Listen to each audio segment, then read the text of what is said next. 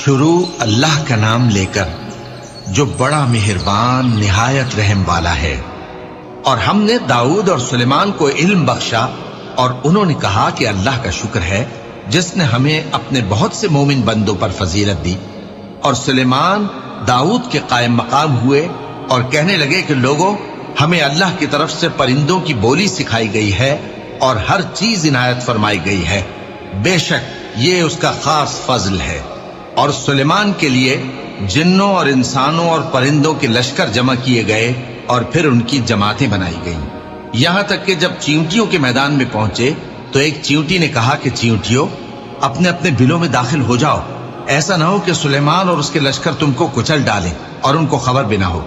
تو وہ اس کی بات سے ہنس پڑے اور کہنے لگے کہ اے پروردگار، مجھے توفیق عنایت کر کہ جو احسان تو نے مجھ پر اور میرے ماں باپ پر کیے ہیں ان کا شکر کروں اور ایسے نیک کام کروں کہ تو ان سے خوش ہو جائے، اور مجھے اپنی رحمت سے اپنے نیک بندوں میں داخل فرما۔ اور جب انہوں نے پرندوں کا جائزہ لیا تو کہنے لگے، کیا سبب ہے مجھے ہدہد نظر نہیں آتا؟ کیا کہیں غائب ہو گیا ہے؟ میں اسے سخت سزا دوں گا یا ذبح کر ڈالوں گا یا میرے سامنے اپنی بے قصوری کی واضح دلیل پیش کرے۔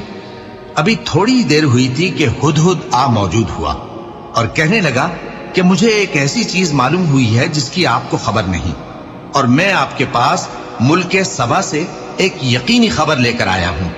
میں نے ایک عورت دیکھی کہ ان لوگوں پر حکومت کرتی ہے اور ہر چیز اسے میسر ہے، اور اس کا ایک شاندار تخت ہے۔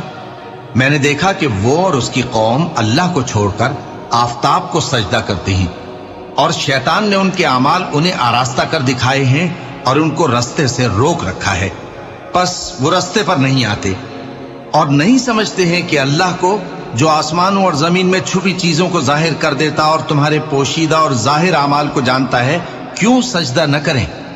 اللہ کے سوا کوئی عبادت کے لائق نہیں، وہی عرش عظیم کا مالک ہے۔ سلیمان نے کہا، اچھا ہم دیکھیں گے تو نے سچ کہا ہے یا تو جھوٹا ہے۔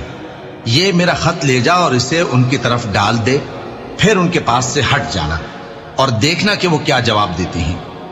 ملکہ نے کہا کہ دربار والو، مجھ تک ایک نامہ گرامی پہنچایا گیا ہے، وہ سلیمان کی طرف سے ہے، اور مضمون یہ ہے کہ شروع اللہ کا نام لے کر جو بڑا مہربان نہایت رحم والا ہے، بعد اس کے یہ کہ مجھ سے سرکشی نہ کرو اور مطیع و فرما بردار ہو کر میرے پاس چلے آؤ۔ خط سنا کر کہنے لگی کہ اے اہل دربار، میرے اس معاملے میں مجھے مشورہ دو، جب تک کہ تم حاضر نہ ہو اور صلاح نہ دو میں کسی کام کا فیصلہ نہیں کیا کرتی۔